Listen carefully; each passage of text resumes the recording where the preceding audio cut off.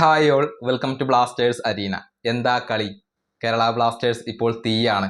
ഇന്ന് നടന്ന മത്സരത്തിൽ 1-3 ഗോളുകൾക്കാണ് മുഹമ്മദൻ എസ്സിയെ ബ്ലാസ്റ്റേഴ്സ് സ്വന്തം മൈതാനത്ത് വെച്ചുകൊണ്ട് പരാജയപ്പെടുത്തിയത്. മത്സരത്തിന്റെ തുടക്കം തൊട്ട് അവസാനം വരെ ആക്രമിച്ച് കളിക്കുന്ന കേരള ബ്ലാസ്റ്റേഴ്സിനെയാണ് നമുക്ക് കാണാൻ കഴിഞ്ഞിട്ടുള്ളത്. കെവിൻ യോക്കും ഫ്രാഞ്ചുവും വിക്ടർ ബെർത്തോമുവും ഒക്കെ കളം നിറഞ്ഞ് കളിച്ച ഒരു മത്സരമാണ് ഇത്. അർഹിച്ച ഒരു വിജയമാണ്, തകർപ്പൻ വിജയമാണ് ബ്ലാസ്റ്റേഴ്സ് ഇപ്പോൾ സ്വന്തമാക്കിയിട്ടുള്ളത്.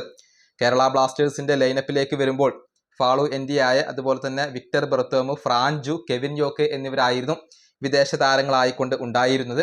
മത്സരത്തിന്റെ തുടക്കം തൊട്ട് കേരള ബ്ലാസ്റ്റേഴ്സ് ആക്രമിച്ചു കളിച്ചു. നിഹാൽ സുധീഷിന് ഒരു ഗോൾഡൻ ചാൻസ് ലഭിച്ചിരുന്നു. അദ്ദേഹം അത് പുറത്തേക്കടിച്ചു പാഴാക്കി. പിന്നീടും ഒരുപാട് അവസരങ്ങൾ ലഭിച്ചു.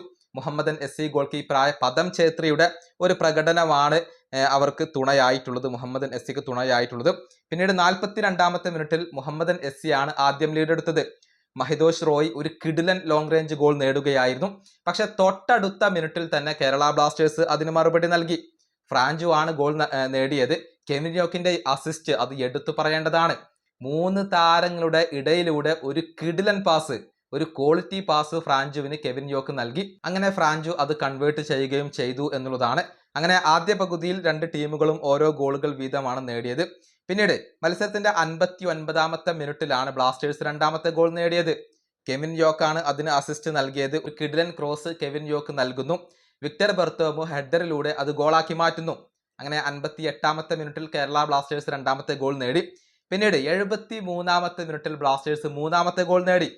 ഫ്രാഞ്ചുവിന്റെ കിഡിലൻ ക്രോസ് വരുന്നു. അത് ശ്രീകുട്ടൻ പിഴവുകൾ ഒന്നും കൂടാതെ ഫിനിഷ് ചെയ്തു. അങ്ങനെ 3 ഗോളുകൾ കേരള ബ്ലാസ്റ്റേഴ്സ് സ്വന്തമാക്കി എന്നുള്ളതാണ്. പിന്നീട് മത്സരത്തിന്റെ അവസാനത്തിൽ മുഹമ്മദൻ എസ്സിയുടെ താരമായ അമർജിത് സിംഗ് റെഡ് കാർഡ് കണ്ട് പുറത്തു പോവുകയും ചെയ്തു. മത്സരത്തിന്റെ തുടക്കം തൊട്ട് അവസാനം വരെ ബ്ലാസ്റ്റേഴ്സ് മികച്ച പ്രകടനമാണ് നടത്തിയത്. ഇതിനേക്കാൾ കൂടുതൽ ഗോളുകൾ, ഒരുപക്ഷെ 5, 6, 7 ഗോളുകളൊക്കെ നേടാനുള്ള ഒരു അവസരം കേരള ബ്ലാസ്റ്റേഴ്സിന് ഉണ്ടായിരുന്നു. ഫിനിഷിങ്ങിലെ പോരായ്മകളാണ് ഈ 3 ഗോളുകളിൽ മാത്രമായി കൊണ്ട് ഒതുങ്ങാൻ കാരണമായിട്ടുള്ളത്. ഏതായാലും പോയിന്റ് പട്ടികയിൽ കേരള ബ്ലാസ്റ്റേഴ്സ് ഇപ്പോൾ 8ാം സ്ഥാനത്തേക്ക് വന്നിട്ടുണ്ട്. 12 മത്സരങ്ങളിൽ നിന്ന് 14 പോയിന്റുകൾ കേരള ബ്ലാസ്റ്റേഴ്സിന് സ്വന്തമാക്കാൻ കഴിഞ്ഞു. അവസാനത്തെ 5 മത്സരങ്ങളിൽ ഒന്നിൽ പോലും ബ്ലാസ്റ്റേഴ്സ് പരാജയപ്പെട്ടിട്ടില്ല. അവസാനത്തെ 3 മത്സരങ്ങളിലും വിജയം നേടാൻ ഇപ്പോൾ കേരള ബ്ലാസ്റ്റേഴ്സിന് കഴിഞ്ഞിട്ടുണ്ട്.